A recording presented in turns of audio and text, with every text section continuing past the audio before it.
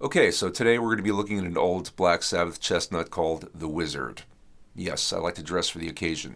It's going to teach us a lot about this particular era and genre of music, the vocabulary, the tone, the attitude, and most importantly, how the guitar riff relates to time. To that end, we're going to turn on Mr. Metronome and get right into it.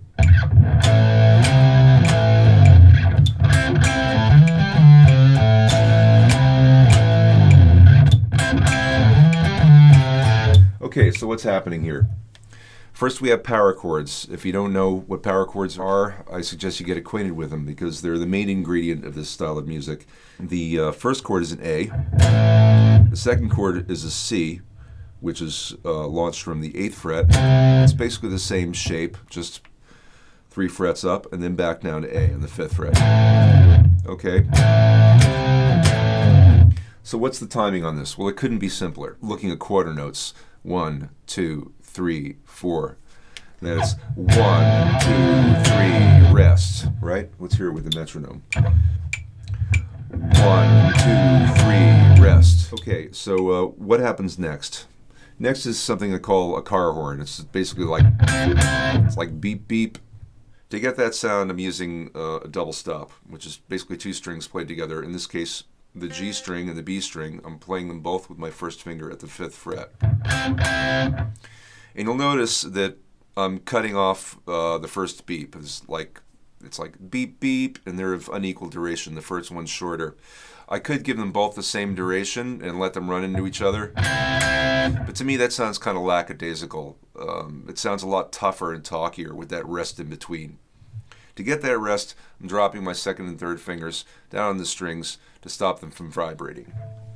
And as far as how it relates to the time, now we're going to talk about subdivisions. These are quarter notes, and these are 8th notes. 1, N2, N3, N4, N. And the first beep starts on the end of 1, so it's like 1, N2, 1, N2. Right? So in context, it's like this. Okay. So moving on, what happens next? What happens next is based on the A minor pentatonic scale. Now, if you don't know the pentatonic scale, once again, I urge you to get acquainted with it because it's a main ingredient of this style of music. First, there's an open A, and then you immediately slide up to the 7th fret on the A string with your 3rd finger.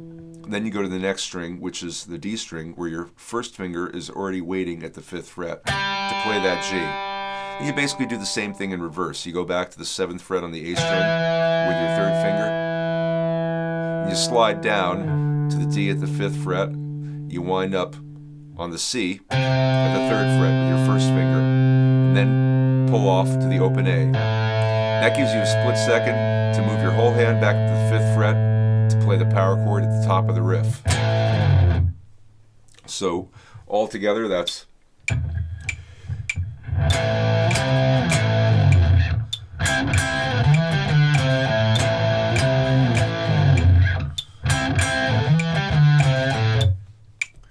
so that open A, really, at the end of it, it's just a grace note to give you a split second to move your hand back into position. It's all important that you get back to the 5th fret to hit the 1 really strong at the top of the cycle. Okay, so moving on. What happens next? The next section is, let's call it the verse. Sounds like this.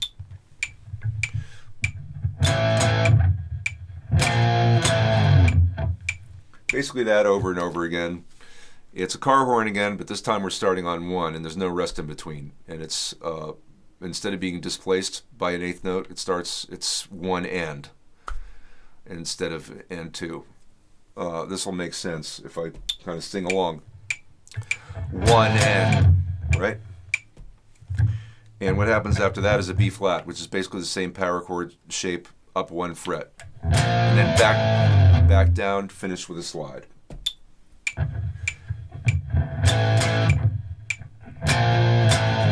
Drum fills and stuff. Then Ozzy starts singing into space.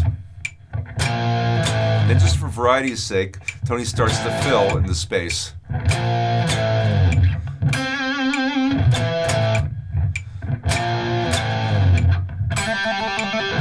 So let's look at some of those fills.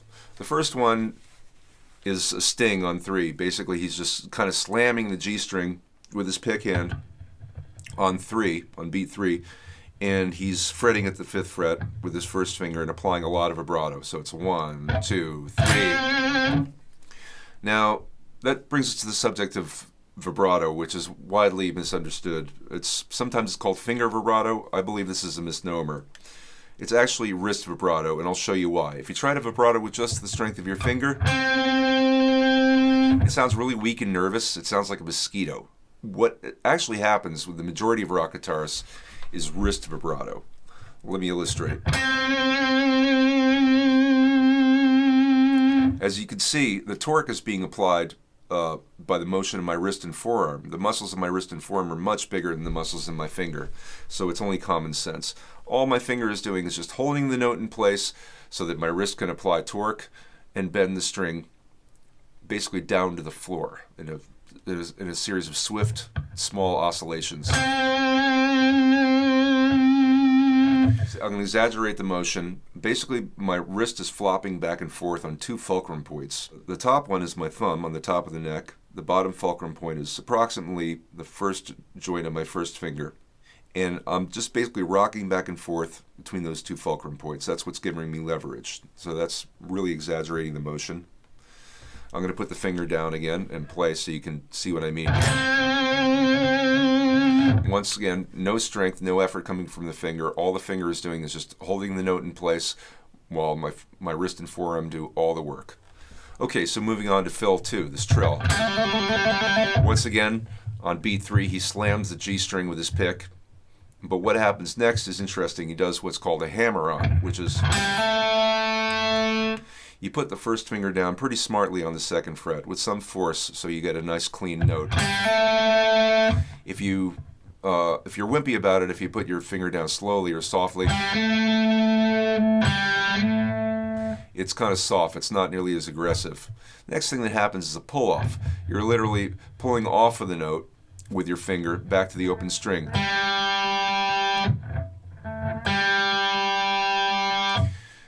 And the pull-off is what gives the string energy. If you basically lift your finger off,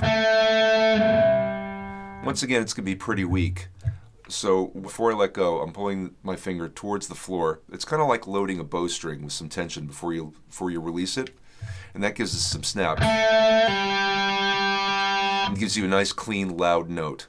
So basically, after the first strike on the open G, you do a hammer-on, you do a pull-off, and then you just keep hammering on, pulling off till the cows come home. Well, until the bar line happens. Right? Okay, so the next thing that happens is a tag at the end of this section, and it goes something like this. It's basically the C power chord. It's the same shape at the 8th fret, then descending 1 fret down to the B, and then the A. Now we're going to subdivide the time into 16ths. Before we were doing eighths, 1 and 2 and 3 and 4 and. Now we're going to chop it up twice as fine into 16ths, and that's usually expressed as 1 E&D, 2 E&D, 3 E&D, 4 E&D. To that end, I've reset the metronome at a much slower tempo, about half speed, and I've added some 16ths so you can really hear those subdivisions. 1 E&D, 2 E&D, 3 E&D, 4 E&D. Basically, those upbeats happen on the E's.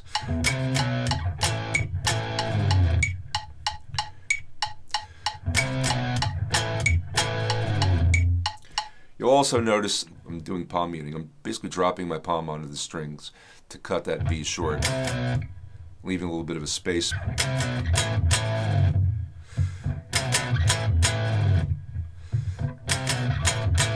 And you can either play this with downstrokes or alternating, doesn't really matter. I think downstrokes sound tougher.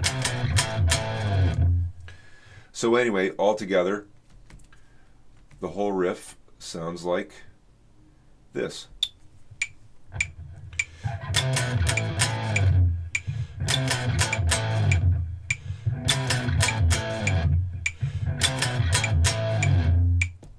You should learn how to feel those syncopations, basically, because it's too much to try to do math in your head while you're playing. Just, learn how to intuit where they are. Okay, so the next thing that happens is some solos. I call them solo 1 and solo 2. The first solo is not really in any particular time. The drummer's just kind of playing a drum roll. It's just like a dull rumble on the toms. And Tony sounds like he's improvising pretty freely over that. There is one lick that I want to show you because it's so typically Iommi, and it sounds like this.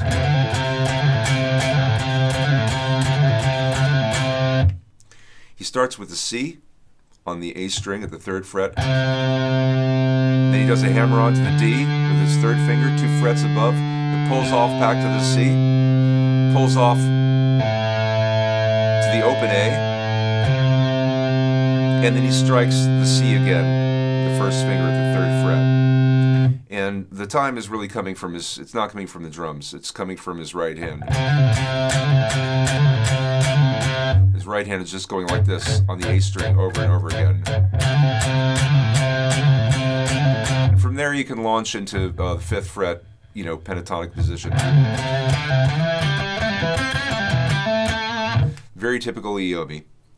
Okay, in solo 2, there's another lick I want to show you. I really don't want to get into, actually transcribing this entire solo and showing it to you note for note. First of all, he was improvising, and guitarists of this era were celebrated for being, masterful improvisers. Basically what they were doing was they were just taking blues vocabulary and mixing it up and, just playing what they felt.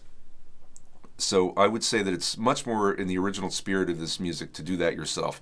Learn and internalize some blues vocabulary, and then mix it and just mix it up. Have fun with it. But I am going to show you this one lick because it's so characteristic of the era. When you hear what it is, you're going to laugh because you're going to realize that you've heard it literally thousands of times, and you've heard everybody from that era do it.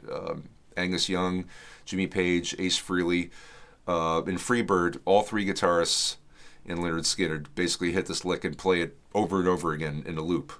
Here it is. We're going to start by playing the D on the 7th fret of the G string with our 3rd finger and bending it up to an E.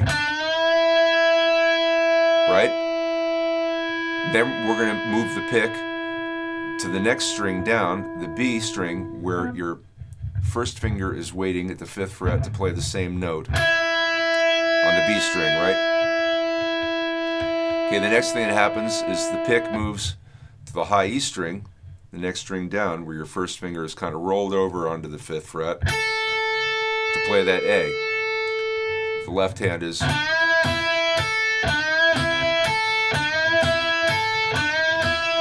Now we could be content with that. A lot of guys are. It's kind of a Chuck Berry thing, right? But we're going to go back down and add a dismount. So once we get to the top string, then we pick the B string with an upstroke where our 4th finger is waiting to play the G on the 8th fret. And then we're going to do a pull off on the B string to the 1st finger, which is waiting at the 5th fret. Right? So the whole thing together sounds like this.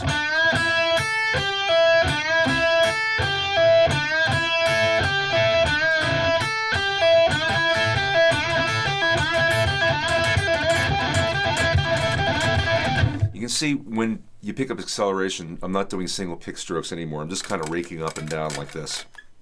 This was actually a lick in Ace Frehley's live solo. I think he does it an octave up, and he starts slow and gradually accelerates.